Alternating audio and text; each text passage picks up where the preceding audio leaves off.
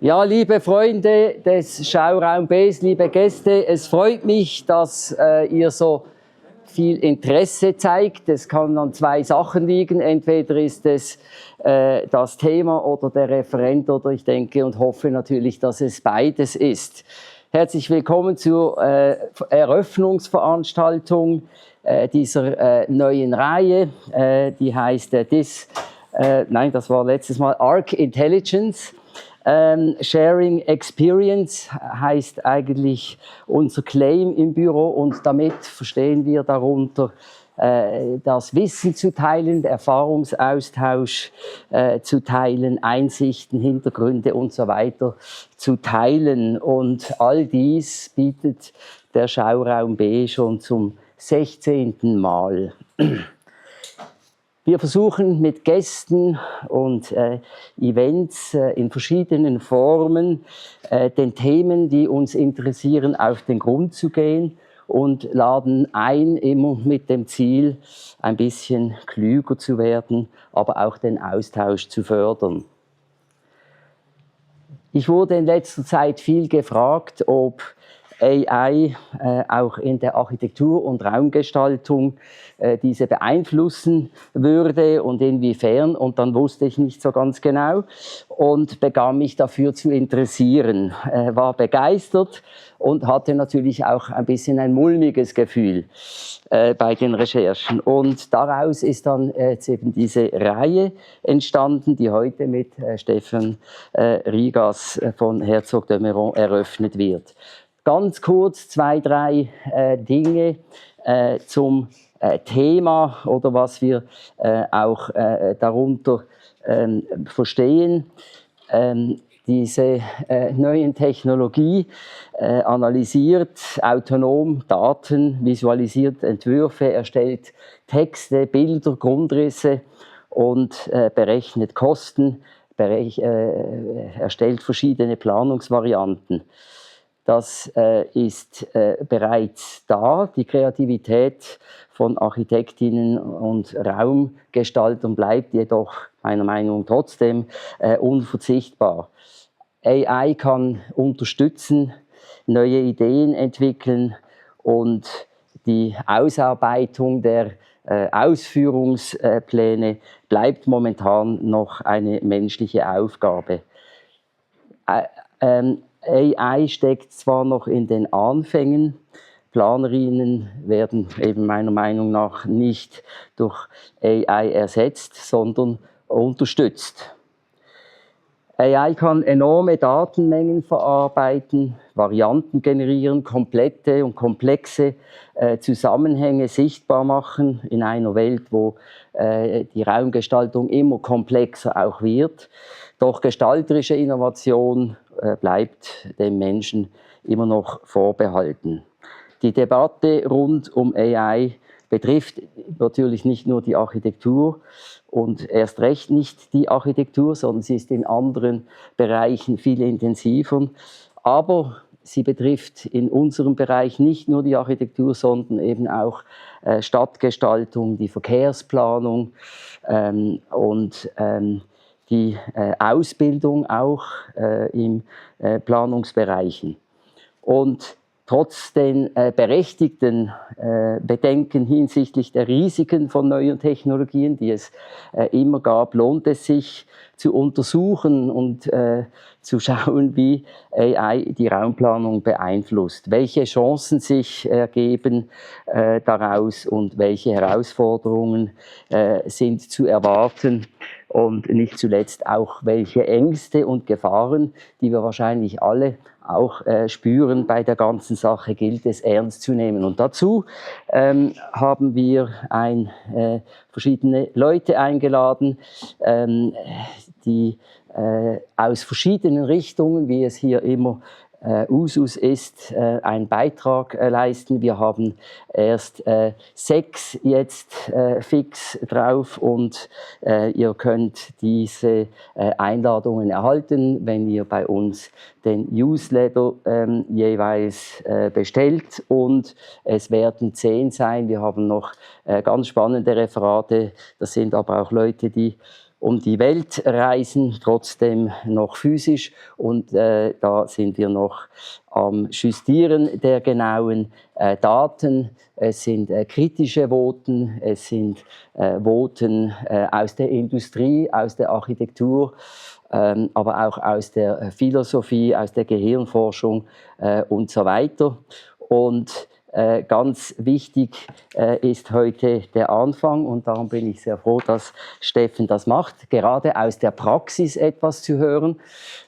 Steffen schloss 2007 sein Studium an der Münster School of Architecture als Architekt ab. Er sammelte Erfahrungen in verschiedenen Büros, zum Beispiel bei UN Studios in Amsterdam und bei 3XN in Kopenhagen.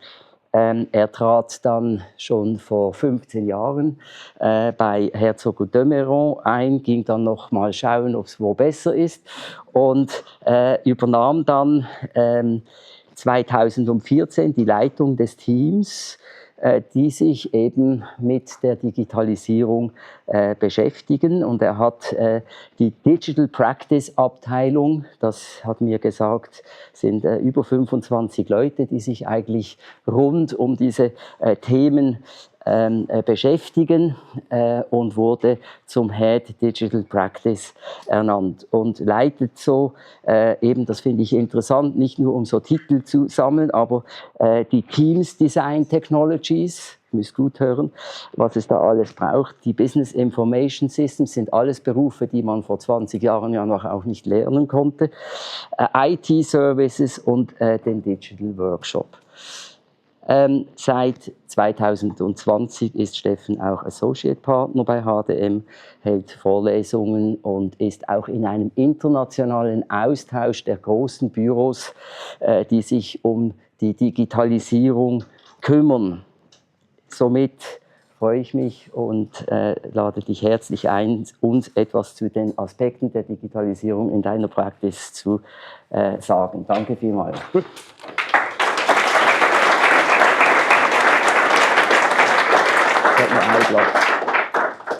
Ja, danke für deine Einladung. Schön, dass ihr alle gekommen seid.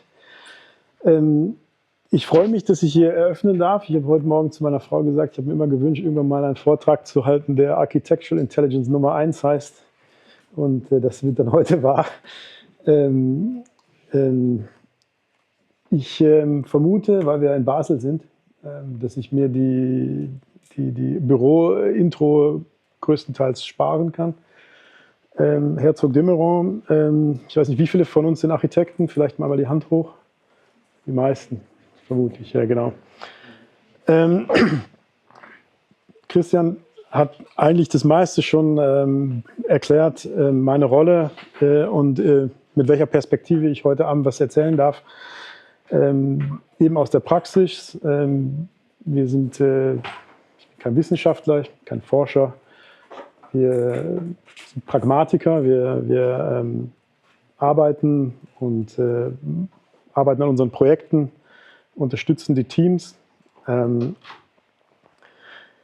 Ich bin verantwortlich für diesen Bereich Digital Practice. Das haben wir vor wenigen Jahren, haben wir alle diese digitalen Bereiche in eine größere Organisation zusammengelegt, weil es da eine ganze Menge Synergien gibt, Aspekte, technische Aspekte, Budgets und so weiter. Aber vor allen Dingen, weil wir eine übergeordnete digitale Strategie fürs Unternehmen haben wollen, in welche Richtung wir uns bewegen. Und diese großen Fragen, die natürlich kommen und die Buzzwords, die in aller Munde sind, das waren vor wenigen Jahren andere. Das war mal VR, AR oder noch davor war es BIM. Heute ist es AI, das große Thema. Ich bin eigentlich nicht überrascht, dass das viele interessiert und eben auch ein sehr breites Publikum anzieht. Ich glaube, viele Fragen stellen wir uns alle gemeinsam. Und ich weiß nicht, ob ich die alle beantworten kann heute, aber ich kann ein bisschen zeigen, welche Versuche wir unternommen haben in den letzten Jahren und wo wir heute stehen und was wir in Zukunft vorhaben. Vielleicht ganz kurz, wir sitzen mit unserem Organigramm oder mit dieser Organisation Digital Practice eigentlich an dieser Schnittstelle zwischen dem Projektgeschäft und dem Support-Business-Bereich, also die IT-Services, Business Information Systems, ganz klassische Support-Organisation, während die Design Technologies Gruppe mit den eben besagten 25 Mitarbeitern eigentlich zu den Projektmitarbeitern bei uns im Büro gehört. Also das sind auch alles ausgebildete Architekten, aber mit dem Schwerpunkt eben Project Delivery, darunter fassen wir CAD und BIM eigentlich zusammen, Building Analytics. Heute im Moment ist es große Themen natürlich Sustainability und Simulationen, die dort stattfinden, Computational Design, komplexe Geometrie, die Visual Artists, die Bilder und Animationen erstellen, und dazu gehört eigentlich auch noch der Digital Workshop, also eigentlich unser Modellbau-Workshop, der aber natürlich sehr technologielastig auch ist, weil der Prozess das erfordert. Vielleicht nochmal hier im Detail, ich habe es gerade eigentlich alles schon erklärt. Das sind die großen Themen. Ich komme selber eigentlich auch aus diesem Bereich Computational Design, da habe ich meine Wurzeln. Das war der Kern auch dieser Gruppe. Und heute sind wir eben in dem Bereich ungefähr 25 Köpfe und dann die IT-Services nochmal 10 und die Business Systems oder Business Information Systems auch nochmal so 4, 5, je nachdem, wo ich mich selber mitzähle am Ende. Im Moment bin ich am meisten im rechten Bereich beschäftigt, weil wir da ein großes IT-Projekt gerade stemmen dieses Jahr. Ich darf zum Thema KI oder AI, Artificial Intelligence, berichten. Wir haben auch uns selber natürlich informiert, uns selber gegenseitig versucht zu erklären, was passiert da. Vielleicht erstmal auf die Zeitachse geschaut von wirklich zurück 1930, also noch vor Computerzeitalter. Die Konzepte sind die Ideen sind relativ alt, aber vielleicht nicht konsequent bearbeitet oder aufgenommen gewesen, auch weil die Technologie für diese Ideen vielleicht noch gar nicht bereit war. Es gibt sogar diesen sogenannten AI-Winter, wo eigentlich fast 2 Dekaden einfach gar nichts passiert ist. Und nun, also die letzten 10, 15 Jahre werden diese Einschläge oder diese Ereignisse werden immer enger. Aus dieser Liste vielleicht, was mir noch so geblieben ist, ist das 2016 der Google AlphaGo, also dieses Go-Spiel gegen den wirklich professionellen, menschlichen Go-Spieler gewonnen hat, wo wir kognitiv, glaube ich, gesehen haben, dass eine Maschine oder ein Computeralgorithmus, was auch immer dahinter steckt, in der Lage ist, kognitiv dort zu gewinnen und besser zu sein und neue Muster zu entwickeln. Das war eben das, was interessant war, die vielleicht vorher noch gar nicht existiert haben, aber die erkannt worden sind. Zur Relevanz und zum Tempo von dieser ganzen AI, KI-Thematik haben wir mal diese Grafik rausgesucht. Es hat eben 11 Jahre gedauert, bis, ich weiß nicht, ob die Logos allen was sagen, Spotify, 11 Jahre, bis sie 100 Millionen Nutzer auf ihrer Plattform hatte. Facebook 4,5 Jahre, WhatsApp 3,5, Instagram 2,5 Jahre, TikTok 9 Monate und OpenAI oder ChatGPT hatte innerhalb von 2 Monaten diese 100 Millionen Nutzer auf ihrer Plattform. Und das ist eigentlich der Moment, das war so 2022, 21 oder Ende 2021, wo AI, KI-Technologie und Werkzeuge wirklich für jeden zugänglich waren, über die Smartphones, über die Chatbots und so weiter. Ich erinnere mich, wir haben das muss so 2018 gewesen sein, hatten wir das mal bei einem Sommerfest bei uns auch mal thematisiert. Künstliche Intelligenz, Machine Learning sind das Themen, die uns interessieren. Und ich hatte versucht, noch die Slides nochmal rauszuholen. Damals gab es von NVIDIA diese ersten GANs, Generative Adversarial Networks, zum Testen, wo man so mit einer Skizze eine Katze malen konnte und dann wurde das Bild vom System zu einer richtigen Katze. Und das war unheimlich faszinierend. Und das ist noch nicht so lange her. Und das Faszinierende heute bemerke ich, dass das Faszinierende eigentlich war, dass es manchmal eine Katze mit 3 Köpfen gemacht hat. Und das war eigentlich das was wir spannend fanden damals. Heute sind die Systeme viel besser geworden und das passiert eigentlich so nicht mehr. Wie gesagt, ich bin kein Wissenschaftler. Ich habe das mal vorbereitet. Das ist ungefähr so, wie ich das meinen Kindern erklären würde. Machine Learning, Deep Learning hat verschiedene Teile, Komponenten, und was ich selber mitgenommen habe, wie ich es mir auch erkläre, wie ein GAN funktioniert, ist halt diese zwei Stränge, die es gibt. Einmal Computational oder Computer Vision und Generative AI. Es gibt diese zwei Teile. Der eine Teil ist in der Lage, etwas zu generieren, der andere Teil ist in der Lage, etwas zu erkennen. Und wenn man die gegeneinander arbeiten lässt, und dieses GAN, also einfach gesagt, wäre das ja also Generative Adversarial Network, dann kann man sich das so erklären, das ist wie ein kreatives KI-Duell, wo diese zwei Systeme sich gegenseitig darin trainieren. Der eine sagt, das ist eine Katze, und der andere malt eine Katze. Oder der eine malt eine Katze und sagt, das ist eine Katze, der andere sagt, das ist überhaupt keine Katze. Und irgendwann schafft es der eine, den anderen davon zu überzeugen, dass er eine Katze gemalt hat, hat gelernt, wie er dem anderen erklären kann, dass er jetzt immer Katzen erkennt und so weiter. Und dieses Prinzip ist eigentlich die Grundlage für dieses ganze Wissen und diese Performance, die in diesen Large Language Models größtenteils auch drinsteckt. Also Large Language Models und generative Bilderstellung über KI. Die großen Fragen, die wir uns stellen, erstmal aus geschäftlicher Bürosicht, ist natürlich, wenn wir im Kern unsere Projektarbeit sehen, Daily Business, wo werden uns diese Tools helfen? Oder was können die Tools machen und helfen sie uns dann? Also sind wir dadurch schneller, sind wir effizienter? Was sind eigentlich die zeitintensiven und repetitiven Arbeiten, die wir machen? Und wären das die Einsatzbereiche für KI? Also klar, Bilderstellung ist unheimlich zeitintensiv, und wir wissen, die KI kann das genauso gut oder besser als wir. Es gibt andere zeitintensive, repetitive Arbeiten, Bemaßungen, 3D-Modellieren, Erzeugen von Varianten, Kostenberechnung.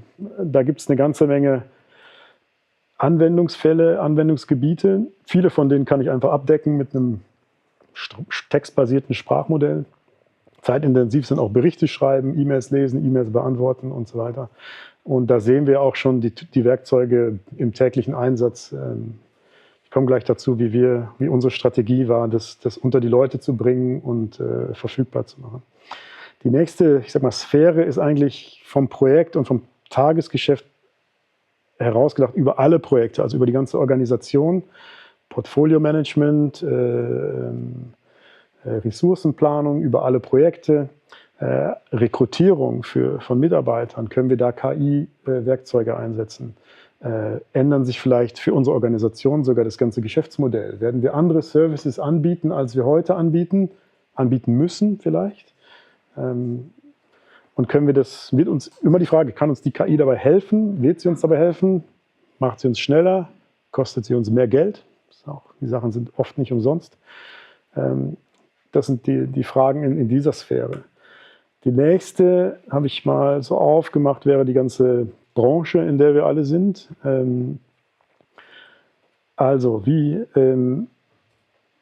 werden diese Werkzeuge die Baustellen verändern? Werden wir anders bauen, schneller bauen, was anderes bauen? Das ist auch noch die Frage. Werden wir vielleicht andere Materialien einsetzen können, weniger Materialien einsetzen können? Wird sich dieser Immobilienmarkt vielleicht ganz ändern? Die Geschäftsmodelle, wie Gebäude bezahlt, gekauft, bewohnt werden. Vielleicht mag es das ändern. Und dann sind wir eigentlich schon in der größeren Sphäre, in der Gesellschaft. Also wie werden wir in Zukunft leben? Und hat das einen Einfluss auf unsere Geschäfte, auf unsere Tätigkeiten? Was wir jetzt machen oder wofür wir sehr viel Zeit mit verbringen bei uns im Büro oder in meinem Team, ist wirklich diesen ganzen Markt und an Werkzeugen, die da auftauchen, anzuschauen und zu schauen, ob wir das gebrauchen können oder nicht gebrauchen können, ob das etwas ist, was das Geld wert ist. Die untere Tabelle, man sieht es kaum, aber diese Farben sind das Technological Readiness Level. Das ist so eine Skala, auf der man sehen kann, ist das ein Prototyp, ist das in einer echten Umgebung überhaupt brauchbar, ist das etwas, und ich muss sagen, das war eigentlich so unsere Reise der letzten 1,5, 2 Jahre, wo wir gesehen haben, diese Tabelle, dieses bunte Bild da oben, das ist jemand, der hat diese ganzen Tools mal gesammelt und aufgelistet und versucht zu kategorisieren. Und das haben wir uns natürlich auch angeschaut. Wir haben die gleiche Übung auch gemacht. Und wir finden dort eine ganze Menge Werkzeuge, die entweder nicht das tun, was sie versprechen, noch nicht reif sind für unsere Prozesse, die interessante Ergebnisse liefern, aber eben im Technological Readiness Level noch irgendwo bei Stufe, weiß nicht, 5, 6, also Prototypen sind. Aber mit großem Potenzial, und das macht natürlich Lust auf mehr. Relevante Themen, in die wir reinschauen, ist natürlich Text, also Erstellen, Bearbeiten, Interpretieren von Text. Large Language Models, ChatGPT, Google, Gemini, Grok, es gibt einige, ich habe gleich eine Liste, können wir kurz durchgehen. Visualisierung, also gleiches Text, nicht über Textprompts oder aus Text Bilder zu erzeugen, Bilder zu bearbeiten, beziehungsweise sogar Animationen zu erzeugen mit diesen Werkzeugen. Dann sind wir schon bei Entwurfswerkzeugen, also 3D-Modellieren, Zeichnen, Dokumentieren, Automatisieren von Studien, das ist etwas, was wir uns anschauen, Building Analytics, Simulationen über KI und Berechnungen. Und dann sind wir eigentlich schon auf der zweiten Sphäre der Organisation, Business-Daten und wie funktioniert unsere Datenarchitektur, unsere Datenverarbeitung und Logik der Daten und am Ende auch die Visualisierung. Und am Ende, das habe ich heute Morgen noch mit reingenommen, Cyber Security. Auch da ist jetzt vielleicht nicht branchenspezifisch oder bürospezifisch bei uns, aber auch da sehen wir mittlerweile Einsatzbereiche, die was in der Erkennung von Risiken oder Angriffen und wie wir darauf reagieren und wie wir sie verhindern können, uns dort schon unterstützt. Oder uns im schlimmsten Fall sogar mehr Angriffsfläche bietet. Diese Liste habe ich heute Morgen nochmal auf den neuesten Stand versucht zu bringen. Ich habe eben diese Folie schon mal benutzt. Das ist das Schlimme an diesem Thema eigentlich, dass man nach 2 Wochen seine ganze Präsentation wieder neu machen kann. Deswegen, es tut mir fast leid für euch, die das aufzeichnen, weil in 3, 4 Wochen schaut wahrscheinlich keiner mehr einen Vortrag an, der 4 Wochen alt ist. Eben diese Modelle, die sind im Moment auf dem Markt, um die dreht sich alles, und viele von den Tools, die AI-Features haben oder die dieses Label AI tragen, haben irgendwo im Hintergrund eins dieser Modelle und haben da vielleicht eine Verpackung drum gelegt oder einen konkreten Fall erstellt, wofür man das einsetzen kann.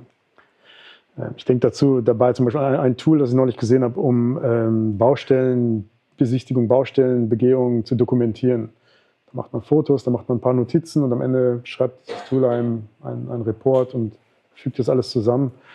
Am Ende kann das auch jedes Large Language Model für einen machen, nur dies kennt diesen Kontext, wofür man das machen möchte, und dafür bezahlt man dann einfach extra. Also ich glaube, man muss einfach, das war die Übung für uns alle, und zu verstehen, was sind diese Modelle, was können die, wie entwickeln sie sich, wer steckt auch dahinter und warum geben sie mir diese Antworten und nicht andere Antworten. Die Risiken oder der Bias in diesen Modellen ist natürlich immer da. Ich habe das mal verglichen mit Personen, die ich zu gewissen Themen befragen würde. Weil im Grunde haben alle diese Modelle einen Kontext oder haben irgendwas gelernt und haben irgendein gewisses Wissen und können mir dadurch irgendwelche Antworten geben. Das ist genau wie eine Person, von der ich weiß, diese Person hat diese und jene Ausbildung oder hat diese jene Erfahrung gemacht. Wenn ich einen Kuchen backen möchte, frage ich meine Mutter. Wenn ich das Auto reparieren muss, frage ich meinen Vater und nicht umgekehrt. Oder vielleicht doch umgekehrt. Aber das ist bei diesen Modellen genauso. Und dann muss man auch noch wissen, warum bekomme ich gewisse Antworten und was steckt eigentlich dahinter oder wer steckt dahinter.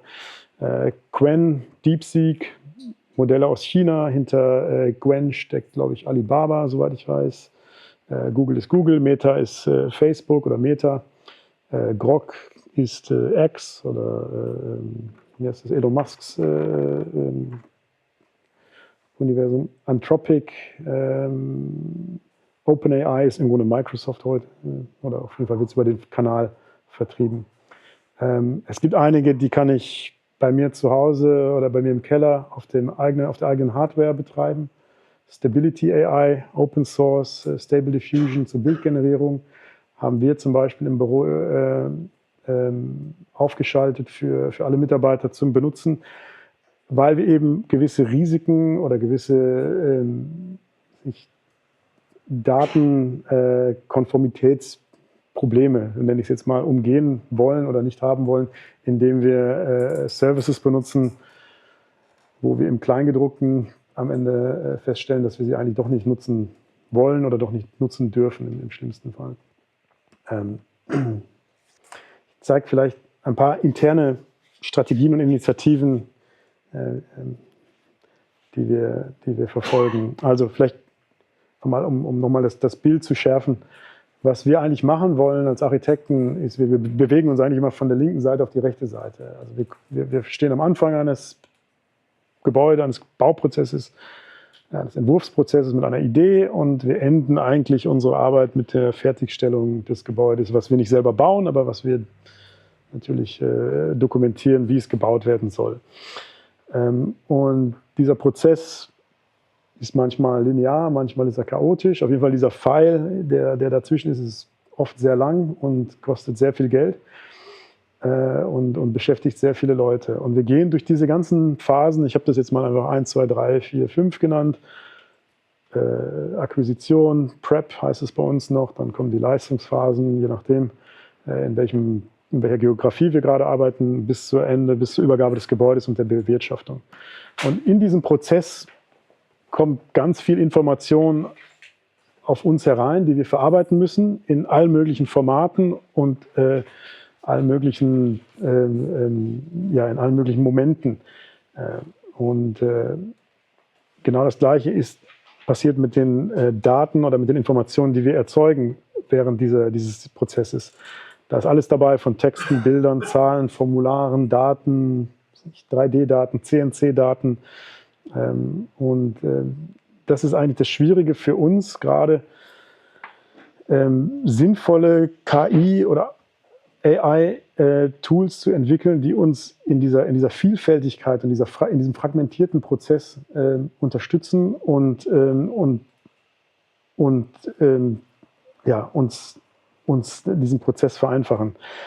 Wenn wir uns vergleichen mit einer anderen Branche oder mit einem anderen Arbeitsfeld, die vielleicht viel mehr textbasiert arbeiten, ich sage mal Service Companies, Anwälte, die haben viel weniger verschiedene Formate und verschiedene Daten-Inputs und Outputs und es ist viel einfacher, meiner Meinung nach, dort KI-Modelle passend zu machen, als in diesem Chaos, in dem wir arbeiten. Amar Hansbal, das ist der ehemalige Ex-CEO von Autodesk, hat das mal, der mittlerweile mit einem neuen Startup beschäftigt ist, hat das mal ganz kurz gesagt, die Branche benutzt eigentlich Werkzeuge aus dem 20. Jahrhundert, um Gebäude für das 21. Jahrhundert zu entwickeln.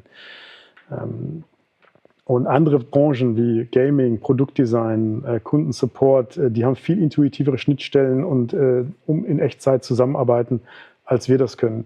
Man sieht das oft bei Tools, ich schaue mal so in Richtung Game oder App Development, Software Development, Webshops, Web Development, Werkzeuge wie, ich weiß nicht, ob die geläufig sind, Figma, Bold, wo ich ganze Plattformen habe, wo Konzepte erstellt werden, wie denn so ein neues Produkt, eine neue App aussehen soll, aber mit allem, was dazugehört, mit dem Design, mit dem User Interface, mit dem Code, der geschrieben werden muss. Das sind keine trivialen Aufgaben, die normalerweise von einer ganzen Reihe verschiedener fähiger Leute, Experten bearbeitet werden müssen, die alle zusammenspielen.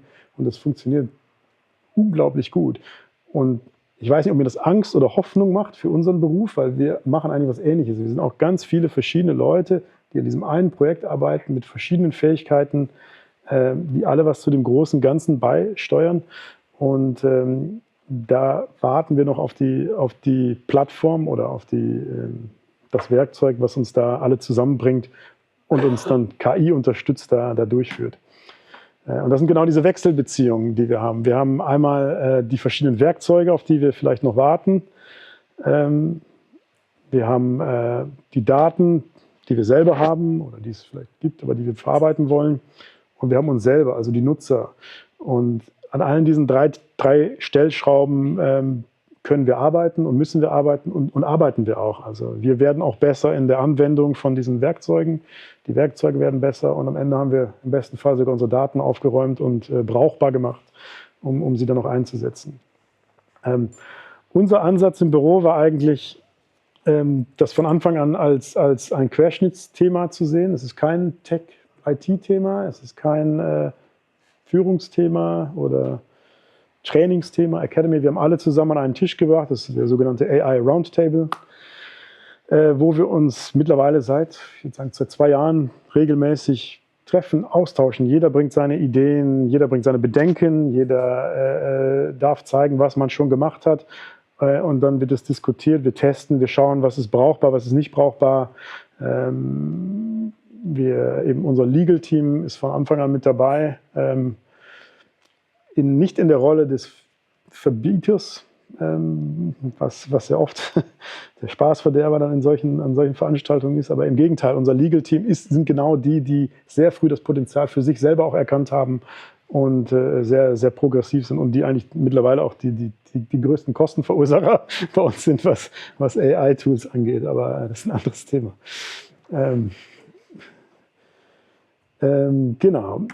Wo wir uns hinbewegen wollten, es gibt jetzt muss ich gerade schauen, von NVIDIA, genau. NVIDIA hat diese 5 E's auf Englisch, wir haben es mal übersetzt, glücklicherweise konnten wir auch alles mit E übersetzen. Diese 5 Schritte zur Erleuchtung von AI. Erkennen, experimentieren, evaluieren, ermöglichen und einbinden. Das waren so unsere 5. Wir sind irgendwo in der Mitte bei 3, manchmal bei 4, manchmal bei 2. Es gibt auch noch Bereiche, da haben wir es noch gar nicht erkannt, glaube ich, dass es ein Thema ist, aber wirklich eingebunden haben wir es noch nicht. Also wir sind noch unterwegs. Wir ermöglichen es, wir trainieren unsere Leute, wir stellen die Sachen zur Verfügung und arbeiten daran, dass wir wirklich unseren Prozess ändern können und am Ende auch wirklich davon profitieren können. Wie das funktioniert, das machen wir natürlich nicht alleine.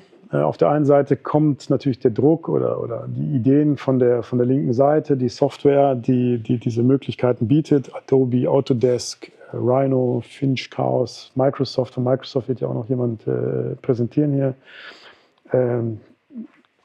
Riesengroße Player, manchmal ganz kleine Player. Motive ist eben dieses besagte Startup von Amar Hanspal. Finch, das kleine Logo, das kleine F, eigentlich nur ein 3-Mann-Betrieb aus Schweden, die so einen Grundrissgenerator entwickelt haben.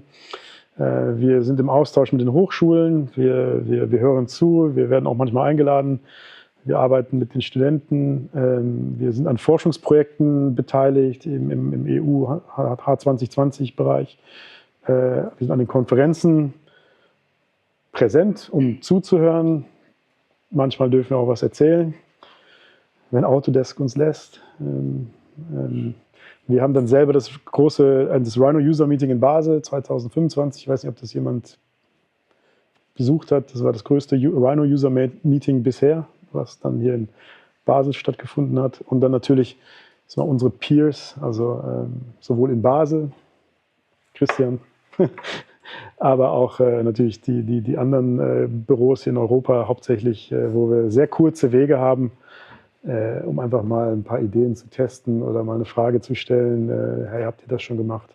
Teilweise geht es bis in Kollaboration, wo wir mit Hen in München zum Beispiel gemeinsam Sachen entwickeln, Workshops machen, Hackathons machen, um uns weil da sitzen wir alle im gleichen Boot, da arbeiten wir nicht gegeneinander, sondern da unterstützen wir uns eigentlich gegenseitig. Vielleicht noch ein Slide zum Thema EU Artificial Intelligence Act, also ein rechtliches Thema. Warum habe ich das hier drin? Das ist eigentlich die erste weltweite Verordnung zum Thema AI gewesen, die 2024 publiziert wurde. Und die hat auch für uns in Basel oder in der Schweiz Relevanz, weil wir natürlich in der EU tätig sind. Das Takeaway von diesem ganzen EU-AI-Act ist eigentlich, in erster Linie ist es eine Kategorisierung von, was sind das überhaupt für Werkzeuge, mit denen wir da arbeiten und in welchem Risikobereich sind wir da. Minimales, kleines Risiko, es sind so kleine Tools, um irgendwas zu automatisieren. Spamfilter bei der E-Mail zum Beispiel. Transparenzrisiko, das ist eigentlich der Bereich, in dem wir arbeiten, also wo wir Inhalte erzeugen, wo wir transparent sein sollten und wollen auch, dass das halt wirklich mit diesen Werkzeugen erzeugt ist. Kennzeichnungspflicht haben wir da, wenn wir den EU-AI-Act folgen. Hohes Risiko, also Risiko auch für Einzelpersonen auf Gesundheit, kritische Infrastrukturen, das sind Bereiche, da lassen wir natürlich die Finger davon. Man ist relativ schnell in diesem Hochrisikobereich, wenn man das zum Beispiel für Recruiting-Werkzeuge einsetzt, also wo es dann wirklich um die Schicksale von Menschen geht. Im Moment, bei uns geht es um die Schicksale von einem Fassadenpanel oder irgendwas, aber nicht von Menschen. Und inakzeptable Risiken, das sowieso, also da sind wir nicht raus. Also es ist diese Kategorisierung, in welchem Bereich setzen wir die Sachen ein und hinterfragen natürlich diese Werkzeuge, auch gemeinsam mit unserem Legal Department. Und dann gibt es noch eine Kategorisierung, in welcher Rolle sind wir denn eigentlich? Sind wir Anwender oder sind wir Anbieter? Sind wir Betreiber? Und auch da haben wir uns zum Glück auch irgendwann festgelegt, gesagt, wir wollen in diesen Anbieterbereich nicht hineinkommen. Also wir entwickeln auch nicht selber, das muss ich auch sagen. Wir entwickeln mit den Tools, um sie zu betreiben, aber wir entwickeln nicht und bieten Werkzeuge an als Geschäftsmodell, jedenfalls noch nicht. Und was haben wir mittlerweile erreicht? Also wir haben eine ganze Menge von Alternativen uns angeschaut, um im Grunde diese Schatten-IT, die einfach entsteht, weil die Mitarbeiter finden ja diese Werkzeuge und sie diskutieren und jeder hat natürlich auch einen Webbrowser zu Hause dann ist es mal ganz schnell irgendwie, dass wir Werkzeuge in unserem Unternehmenskontext im Einsatz haben, die wir eigentlich, wenn man das Kleingedruckte lesen würde, nicht einsetzen wollen oder sollen. Das auch im Ausblick haben wir noch aufgeschrieben, wir wollen tatsächlich diese Schattentools einschränken, teilweise sogar aktiv verhindern, um dort eben konform zu bleiben. Wir haben erreicht mittlerweile nicht nur die textbasierten Tools, sondern wirklich Agententools, also autonom agierende AI-Tools in Betrieb zu nehmen, gerade so im Business-Bereich, Business Development, so Tools, die wir teilweise kaufen, die wir selbst entwickelt haben. Wir haben viel besseres Verständnis von rechtlichen Aspekten. Ich habe noch nie so viel Kleingedrucktes gelesen wie in den letzten 2 Jahren.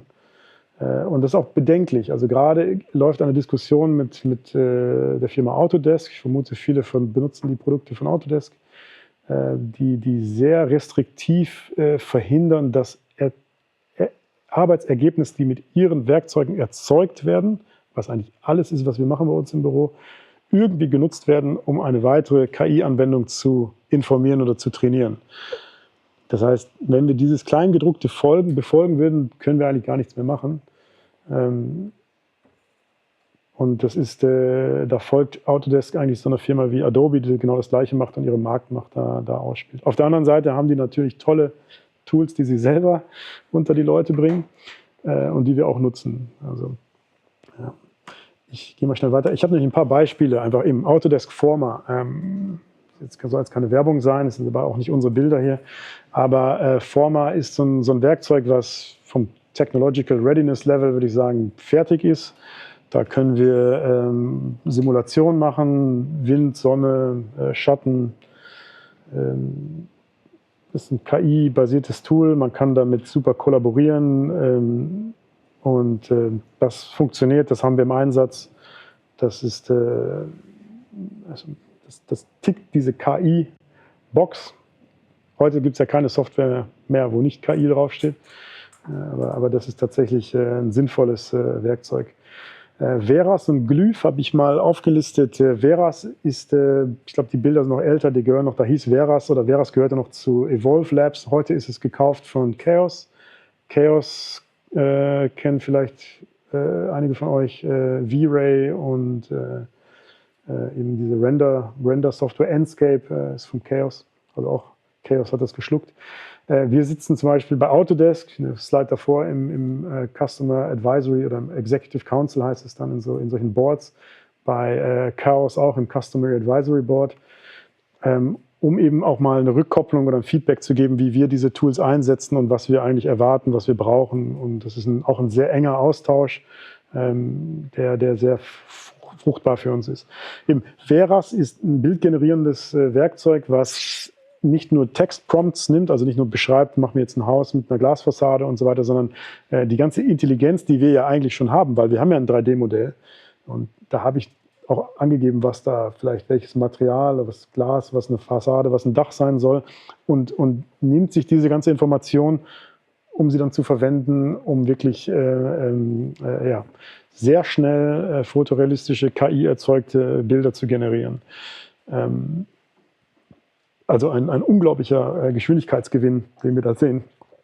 Glyph, auch von Evolve Labs, auch mittlerweile bei Chaos, automatisiert so repetitive und zeitintensive Arbeiten im Revit, also Autodesk Revit, BIM-Plattform, Views erstellen, Sheets erstellen, Bemaßungen machen. Das sind so wirklich das, was man ja als Architekt dann doch den ganzen Tag am Ende macht. Automatisieren und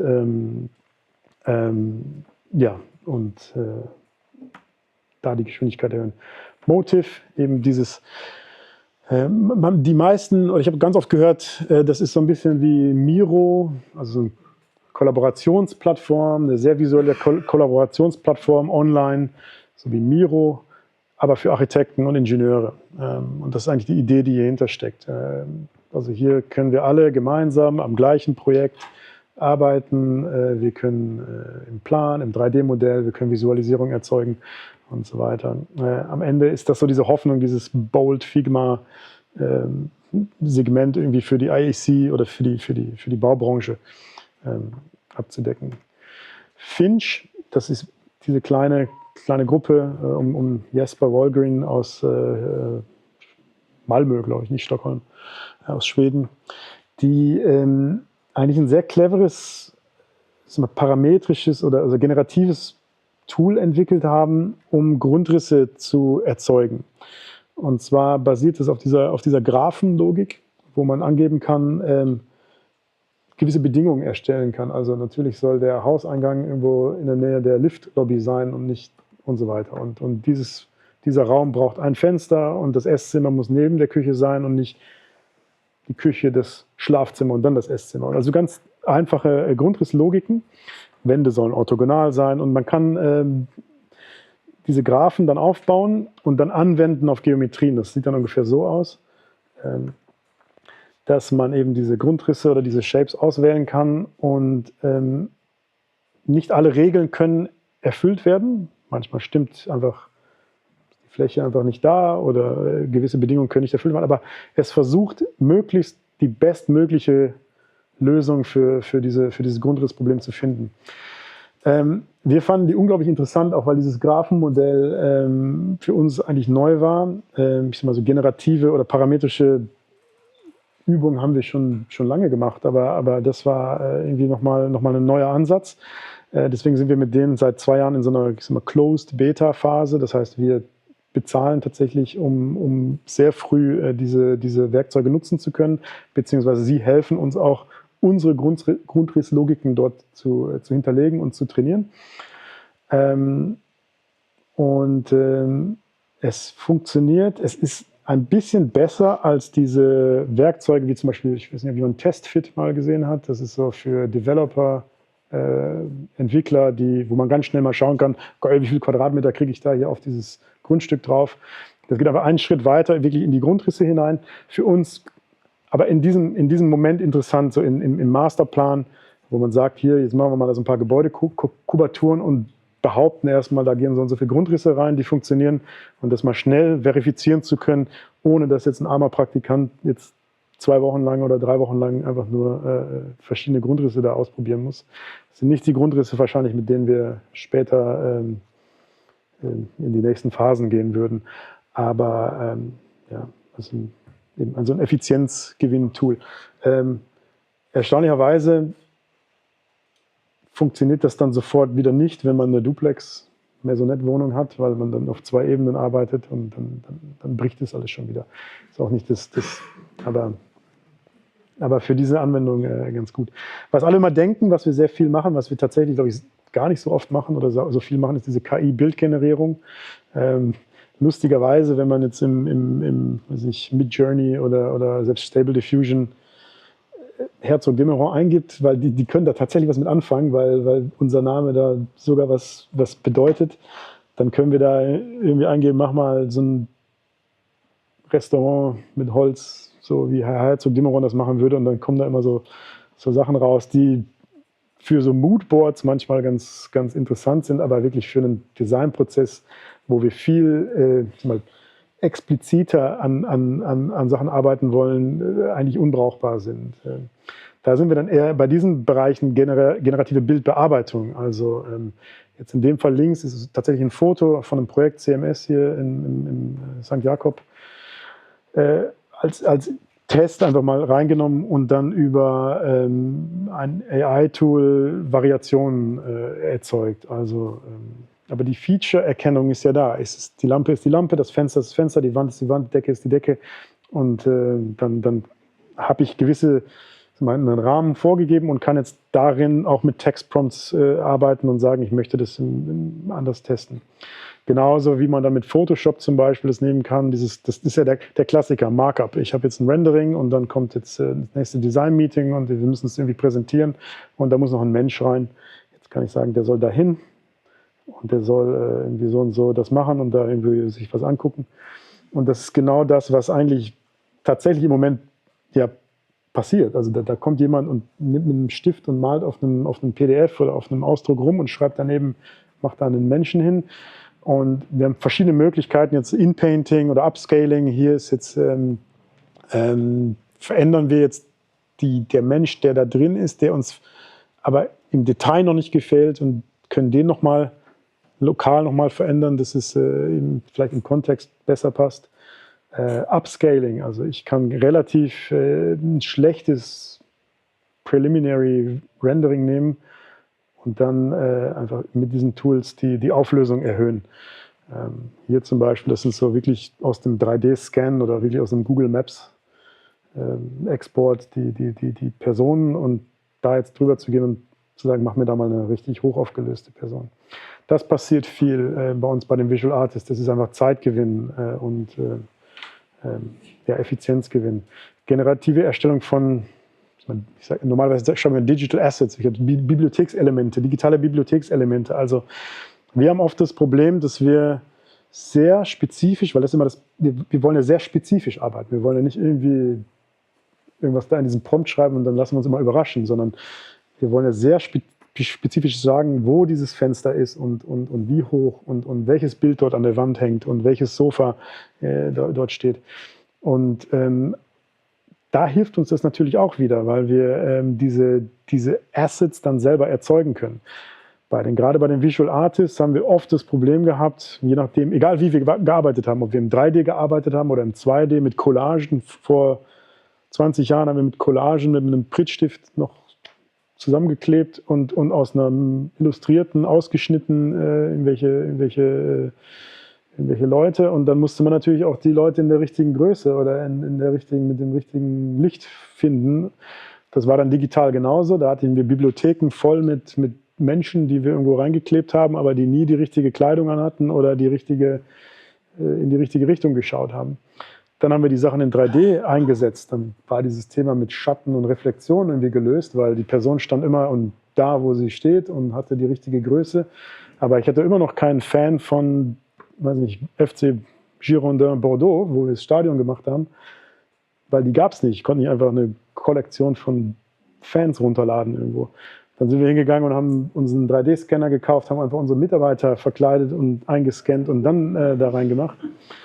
Und dann hat das funktioniert, dann kam das nächste, dann haben wir Animationen machen wollen und ich kriege nie die Animation, also diesen Bewegungspfad, der genau das macht, dass da einer jetzt in den Raum reinkommt, den ich gerade entworfen habe und genau dann dort zur Tür geht und dort was aus dem Regal nimmt, sodass wir uns noch so ein Animationswerkzeug hier so aus dem Lord of the Rings angeschafft hatten. Das wurde irgendwann sehr günstig. Und haben damit experimentiert und all das, habe ich das Gefühl, ist seit 2 Jahren völlig obsolet geworden, weil wir das alles einfach mit digitalen Assets machen können. Wenn ich einen dreidimensionalen Bordeaux-Fan brauche, dann schreibe ich das auf und dann habe ich den. Ein anderes Anwendungsbeispiel ist eben, jetzt kommen wir mal, schauen wir in unsere Daten und unsere Datensammlung, die wir haben. Wir haben einen digitalen Bereich bei unserem Büro, der heißt Record, wo wir eigentlich alles grafische Material dokumentiert und verlinkt und getaggt haben. Von welchem Projekt kommt das, aus welcher Phase kommt das, was sehe ich da, ist das ein Modellfoto, ist das ein Mockup, ist das ein Rendering, ist das ein Baustellenfoto und so weiter. Das sind ungefähr 360.000 Objekte, ich habe es vorhin nochmal angeschaut, die man dann durchsuchen kann durch diese Datenbanken. Das ist ganz toll, das haben wir auch erst seit wenigen Jahren wirklich zugänglich für alle Mitarbeiter, dass da jeder wirklich auf dieses Wissen auch zugreifen kann. Aber immer noch mit diesen Limitierungen, ich finde nur das, was auch wirklich gefunden werden will oder was getaggt worden ist mit dem entsprechenden Wort. Und das habe ich jetzt gestern tatsächlich von einem Kollegen bekommen, der diese ganzen 360.000 Objekte in ein RAG, also Retrieval Augmented Generation Modell, also ein Vector Storage gepackt hat, wo jedes dieser Objekte also Chunking nennt man das, müssen wir nicht machen, weil wir haben schon einzelne Objekte, von der AI betrachtet worden ist und kategorisiert wurde und eben multidimensionale Vektoren heißen, das wird dann für jedes Objekt hinterlegt, was sehe ich da? Ist das ein Plan? Ist da Wasser drauf? Ist da irgendwie, und das ist auch semantisch, funktioniert das sehr gut. Also Wasser ist mal was, aber ein Teich oder ein Kanal ist aber auch irgendwie Wasser und das gehört alles in diese Vektoren. Und jetzt kann ich das auch so durchsuchen. Also man sieht es jetzt kaum, aber das jetzt diese ganze visualisiert mal auf 2 Vektoren, zweidimensional, was haben wir da alles drin? Und jetzt kann ich das sogar durchsuchen und zeige mir mal, wo finde ich denn Sachen, die gewisse Keywörter erfüllen. Baustellenfotos mit Exposed Concrete. Und dann finde ich Sachen, die ich sonst nie nebeneinander gefunden hätte, die aber jetzt auf einmal miteinander in Beziehung stehen. Ganz toll, ganz tolles Werkzeug und auch endlich mal visualisiert, wie so ein Vector Storage und so ein RAG eigentlich funktioniert für uns. Was haben wir noch gemacht? Wir haben eben diese kleine Plattform gebaut, unsere ganzen KI-Werkzeuge, die wir den Mitarbeitern zur Verfügung stellen. Auf der einen Seite erstmal Microsoft Teams oder im Teams haben wir so einen kleinen Chatbot gemacht, der mit ChatGPT 4 damals, wahrscheinlich heute 5, eigentlich den kann ich als Person, das ist einfach ein Mitarbeiter, den es auch gibt und den kann ich in jedes Projekt mit reinziehen und mich mit dem auch noch unterhalten und Fragen stellen. Der weiß ein bisschen mehr als das normale ChatGPT. Der weiß zum Beispiel, der kennt unsere Unternehmensstruktur, der kennt vielleicht noch das Rhino User Manual. Der weiß auch, ist mal die nächste Frage hier, wenn da mal so eine Frage kommt zum Rhino, kann er diese natürlich beantworten, was ChatGPT vielleicht in dem Grad nicht beantworten könnte, aber er kennt auch Felipe, unseren Kollegen, der eigentlich dann derjenige wäre, dem man als Menschen dann nochmal diese Frage stellen würde. Er kennt dann auch die Telefonnummer von ihm oder man kann direkt von dort dann den Chat weiterführen und mit Felipe schreiben. Das ist so ein kleiner Support-Bot. Wir haben den sogar mal in Revit in so einem extra Fenster gestartet, dass man dann auch noch mit dem Modell sich unterhalten konnte. Wir haben eben ai.herzogdemeron.com eine Subdomain unserer Unternehmenswebsite, wo wir zugänglich ist von außen, also von allen Mitarbeitern, aber eben auch über die Smartphones, wo verschiedene andere KI-Werkzeuge bereitstehen. Zum Beispiel eben ChatGPT oder verschiedene Large Language Models. Ich habe noch genau dieses Bild. Also ChatGPT 5 im Moment natürlich ganz normal, das gleiche wie das, was der normale Mitarbeiter sich sonst über seine eigene, Kreditkarte noch irgendwie angeschafft hätte.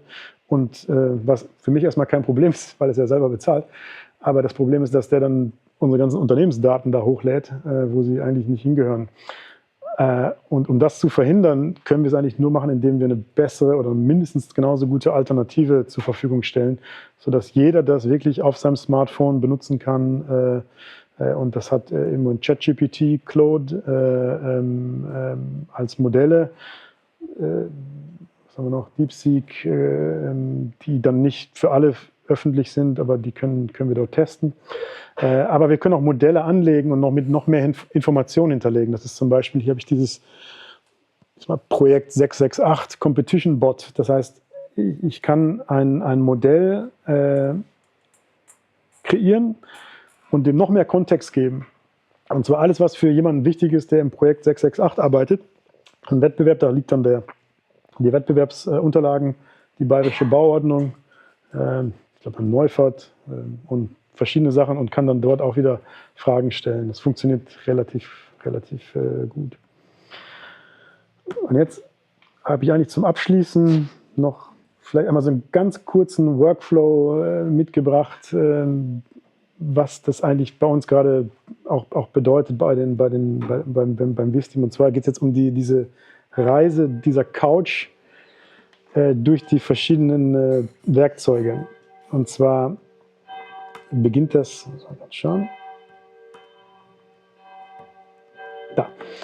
Also zum einen die Couch, die wir brauchen, die erzeugen wir erstmal selber über ChatGPT in dem Fall. Also mach mir ein Bild von einer Couch, kann noch sagen, ein bisschen breiter, höher, heller, dunkler.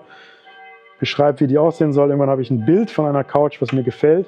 Ich brauche es aber in 3D. Jetzt benutze ich ein anderes Werkzeug, Rodin heißt es, von Hyper3D, wo wir das Bild dann reinnehmen können. Und erstaunlicherweise ermöglicht das aus einem Bild eben nicht fotogrammetrisch, also von allen Richtungen, mit einem Bild dieses 3D-Modell von dieser Couch zu erzeugen, was sehr akkurat ist. Wir haben das getestet. Wir haben nachher dann unsere eigenen 3D-Modelle genommen, wo wir natürlich wissen, wie sie genau 3D aussehen, die gerendert, 2D, dann wieder reingebracht und dann überlagert. Und es ist erstaunlich, was da rauskommt. Es funktioniert mit Pflanzen und Menschen nicht besonders gut, aber mit Möbeln erstaunlich gut.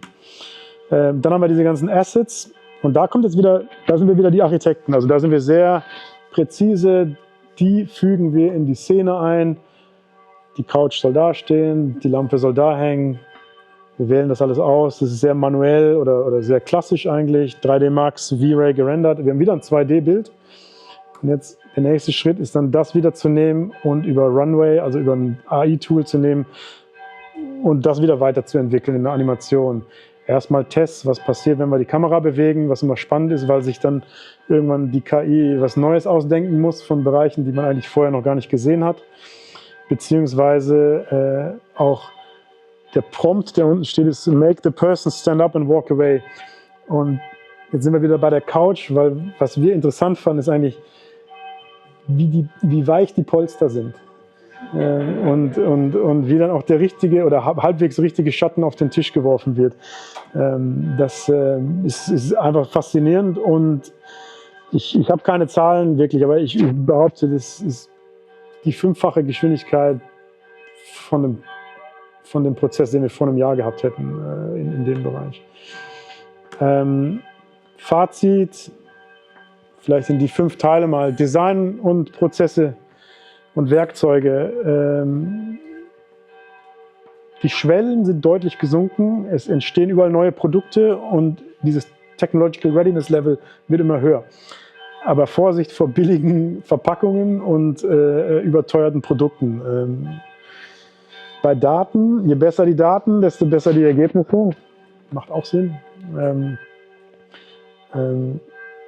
Das heißt, unsere Daten und diese Vielfalt an Daten ist nicht unmittelbar geeignet, um sie wirklich in KI-Prozessen einzusetzen. Aber wir arbeiten dran und es entstehen auch Tools, die das berücksichtigen.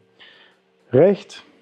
Mein Learning hier war, KI-Initiativen sind rechtlich mindestens genauso anspruchsvoll wie technologisch, also leider. Aber Ethik war nie ein großes Thema oder ist kein Bremsklotz bei uns in der Branche, glaube ich. Ich weiß nicht, wir haben nachher noch, später gibt es noch einen Vortrag wo das philosophisch mal beleuchtet wird. Aber wirklich in unserem Kerngeschäft und im produktiven Bereich sehe ich keinen großen Bremsklotz. Und Kompetenz und Wissen, das ist eine Erfahrung, die wir gemacht haben. Also wir haben natürlich den Mangel an Leuten oder an Entwicklern, die uns unterstützen. Wer dort fähig ist, kommt nicht in unsere Branche, glaube ich, oder nicht in unser Büro. Aber wir können auch viel selber machen. Also wir auf jeden Fall, weil wir eben auch dieses große Team haben. Aber was ich gemerkt habe beim Kompetenz und Wissen ist eigentlich auf der anderen Seite, die Mitarbeiter haben oft das Potenzial noch gar nicht gesehen. Und wir merken das eigentlich, dass wir diese Tools bereitstellen und zur Verfügung stellen und die User-Akzeptanz, die Nutzerakzeptanz eigentlich gar nicht so hoch ist. Also wenn alle schreien natürlich und alle wollen, aber am Ende, wenn ich mal sehe, wie viel wird es genutzt, dann ist doch überraschend, wie die Leute dann doch wieder zurückfallen auf das Übliche und ich sag mal, die E-Mails von Hand beantworten, sag ich mal. Also sich eigentlich dann doch nicht helfen lassen dabei. Das waren so meine Takeaways. Jetzt am Ende zeige ich noch, was der EU AI Act bedeutet. Das haben wir in unserem Disclaimer mittlerweile drin, dass alles, was in meinen Präsentationen oder in allen unseren Präsentationen gezeigt wird, vermutlich oder möglicherweise mit AI-Technologie wenigstens verändert oder bearbeitet worden ist. Transparenz muss sein. Ich danke, wenn wir Fragen haben. Ich hoffe, es ist noch keiner umgefallen.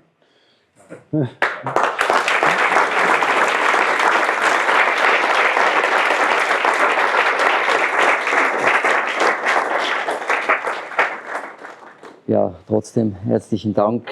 Nicht umgefallen, aber umwerfend. Ich denke mir, es ist natürlich toll, dass wir hier auch in Basel ein Büro haben, das sich eben so tief und auch im internationalen Level mit der Sache auseinandersetzt und finde es einen tollen Outlook, auch für das, was noch folgt.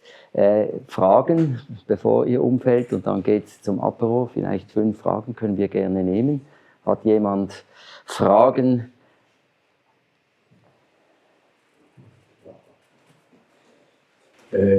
Sie haben ja eine ganze Liste von Bots auf einem Folio gezeigt.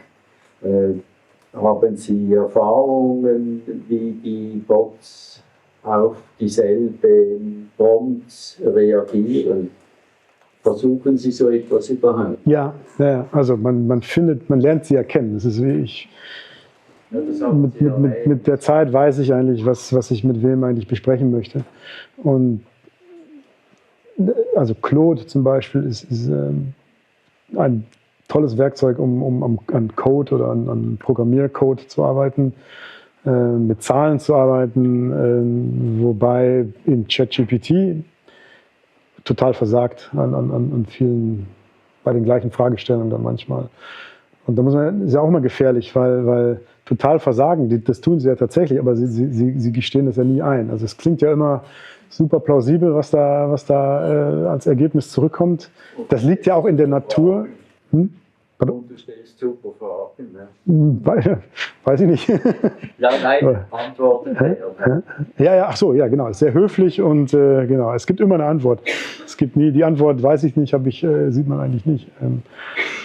Und das muss man einfach, glaube ich, auch muss man lernen. Also so wie eine Persönlichkeit, die diese Sachen haben. Und aber es ist genauso wie wenn ich mit Leuten rede, je nachdem, wer mir welche Informationen erzählt, muss ich auch überlegen, was ich damit anfange und woher er die hat und warum er mir das so erklärt und was da vielleicht noch dahinter steckt.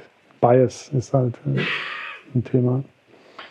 Aber ja. Ein 3D-Gebäude, das Gebäude, nein, das gibt es doch nicht.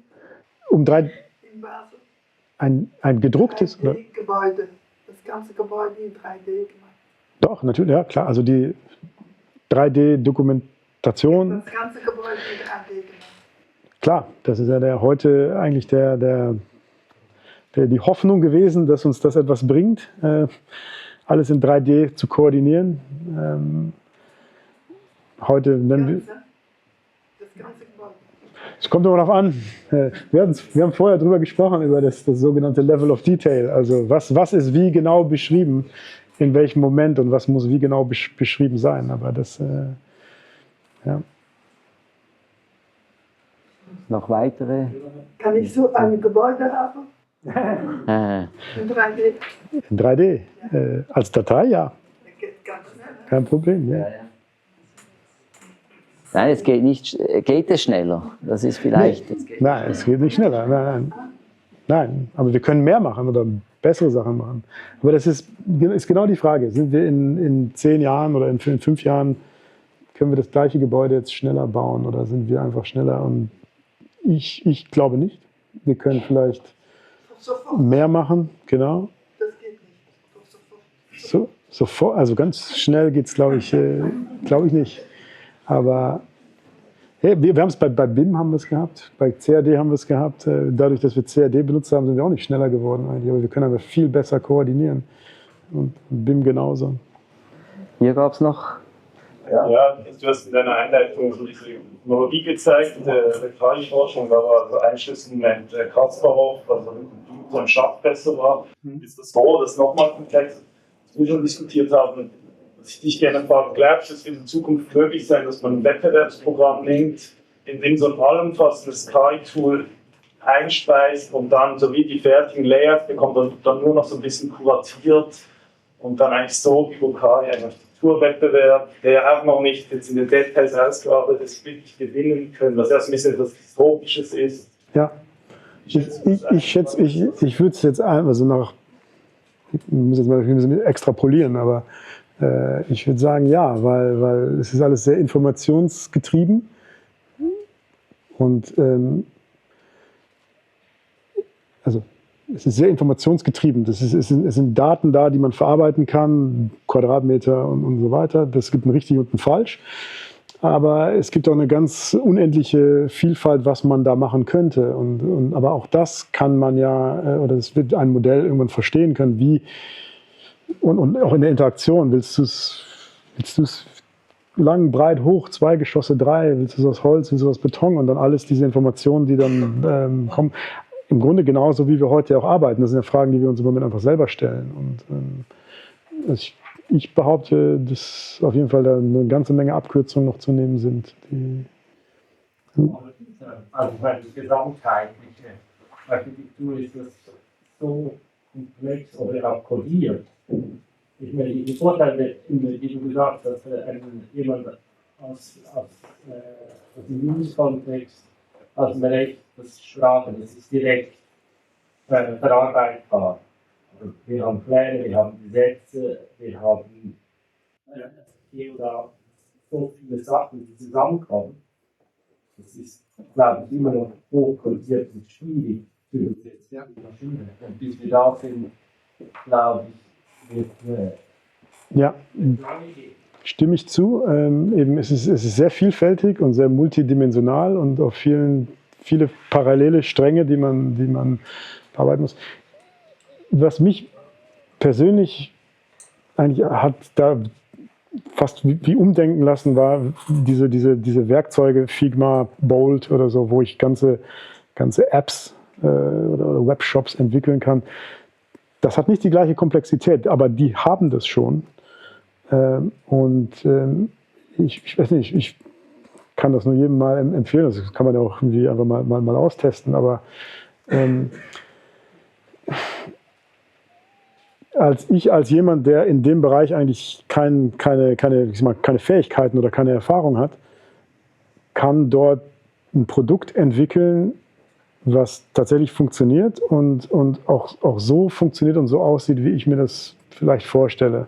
Ob das ein gutes Produkt ist, weiß ich nicht. Das liegt dann vielleicht noch an meiner Idee. Aber das ist genau das Gleiche mit Architektur. Ob da eine gute Architektur rauskommt, liegt dann auch noch an dem, der es benutzt. für mich war mal so ein Schlüsselmoment, als wir angefangen haben mit Large Language Models vor 2-3 Jahren immer weiter zu benutzen und E-Mails zu schreiben, Texte zusammenzufassen, Texte eben auch zu schreiben. Da war für mich immer so, ja, das Buch hätte ich jetzt auch selber lesen können und ich hätte es auch selber zusammenfassen können. Ich hätte jetzt wahrscheinlich irgendwie eine Woche gebraucht, statt einer Minute. Und vielleicht wäre meine Zusammenfassung auch gar nicht so eloquent gewesen, aber vielleicht sogar besser, weil ich habe vielleicht, ist nicht so generisch gewesen. Aber alles, was dieses Modell kann ich eigentlich selber auch. Also ich kann einen Text lesen und zusammenfassen. Und für mich war das dann, deswegen habe ich es nie verstanden, dass Leute diese Bildbearbeitungstools immer so aufregend fanden, weil wir aus unserer Perspektive so ein Rendering mit den richtigen Bäumen und dem Himmel im Hintergrund, das machen wir ja, das können wir selber machen. Das dauert zwar dann ein paar Tage, aber das Transparenz von dem Glas und das Herbstlaub, das kann ich auch alles selber machen. Deswegen hat mich das nie so irgendwie beeindruckt. Die Geschwindigkeit ja, aber das Ergebnis war immer so, ich kann es eigentlich sogar noch besser, weil ich kann dann ganz genau sagen, wie ich das haben möchte. Und das war bei mir der Punkt, wo ich angefangen habe, Musik zu machen mit KI, weil ich habe weder Talent noch irgendwie eine Ausbildung oder Hintergrund und konnte aber auf einmal was kreieren mit eben diesen Musiktools, die es ja auch gibt, einfach in der Freizeit. Konnte Songs machen, konnte meinen Text schreiben, konnte auch den Text schreiben lassen. Ich konnte sagen, dass das Pop, Rock, Metal, alles werden sollte, was ich haben wollte. Und kriegte dann auch Songs. Und ich habe bis heute immer noch kein Album veröffentlicht, weil alles, was ich produziert habe, ist eigentlich Schrott gewesen, glaube ich. Auf jeden Fall, wenn ich das jemandem zeigen würde, der sich mit Musik auskennt, der steckt die Hände über dem Kopf zusammen. Und genauso ist es, glaube ich, wenn jemand mir diese KI-generierten Bilder von irgendwelchen Architekturen zeigt und sagt, oh, kannst du nicht machen. Oder das passt ja nicht zusammen. Dann zeigt ihm das nächste Bild von der anderen Perspektive und dann sind die Fenster woanders auf einmal. Das macht überhaupt alles keinen Sinn. Und das ist bei der Musik was, glaube ich, genauso. Glaube ich, es klingt erstmal gut, aber ist eigentlich nicht kein gutes Ergebnis. Und das ändert sich aber auch. Also vor ein paar Jahren haben wir Katzen mit 3 Köpfen gemacht und fanden das total faszinierend. Und jetzt nicht mehr. Jetzt kann ich das Katzenbild eigentlich nicht mehr unterscheiden von einem echten Foto. Und ich weiß nicht, vielleicht... Ich weiß nicht, die Apps, die ich gerade versuche zu entwickeln, ob die was taugen oder ob die brauchbar sind. Wahrscheinlich nicht, sonst wären wir alle App-Entwickler. Nur weil es die KI gibt. Oder wir wären alle Musiker, weil wir KI machen. Ich frage mich nur, manchmal ist es so eine gesellschaftliche Frage, dieses Inhalte oder Content Creation, Inhalte zu erstellen, die Beziehung, die wir dazu haben, die das alle noch erlebt haben, Musik wird gemacht, indem man ein Instrument spielt. Oder ein Bild entsteht, weil jemand Farbe auf eine Leinwand bringt. Und das ist alles so ein bisschen hinfällig geworden. Ich frage mich manchmal, wie um die nächste Generation, also meine Kinder, mit diesen Werkzeugen umgehen und welche Haltung die zu kreativer Arbeit haben eigentlich. Bis man mal zu einem Niveau kommt, wo man besser ist vielleicht, wenn das überhaupt noch möglich ist als eine KI, dann muss man... Eine interessante Frage und es geht ja weiter und vielleicht kommen wir auch der Antwort näher, schon das nächste Mal. Zuerst müssen wir noch in die Herbstferien. Am 16.10. um 6 kommt Professor Dr. Joschia Walter. Er ist Professor für künstliche Intelligenz, emergente Technologien, Ethik und Nachhaltigkeit, also ganz viel bringt er da zusammen. Hat viel Erfahrung. Ich musste ihn 3-mal überzeugen, dass er kommt, weil er sagt immer, ich weiß nichts vom Bauen. Habe ich gesagt, ja, das ist eben gerade gut. Komm hier hin, erzähl uns etwas über eben die AI und die Ethik und Nachhaltigkeit und so weiter. Er hat auch nicht nur eine universitäre Erfahrung, sondern auch eine Berufserfahrung aus der Industrie, aus dem Finanzsektor, hat in großen Forschungsunternehmen gearbeitet und Sein Vortrag wird heißen Kritisches Denken und Ethik bezüglich der Artificial Intelligence. Am 16.10. seid ihr auch wieder herzlich willkommen. Und ganz zum Schluss möchte ich Max Spielmann und Martin Schaffner danken, die dies nochmal schauen wollen oder weiterempfehlen wollen. All unsere Darbietungen werden so irgendwie nach einer Woche dann erhältlich sein auf www.schauraumb.ch. Und jetzt könnt ihr noch weiter physisch miteinander reden. Und da gibt es noch etwas zu trinken. Herzlichen Dank für euer Kommen und kommt wieder. Danke. Okay.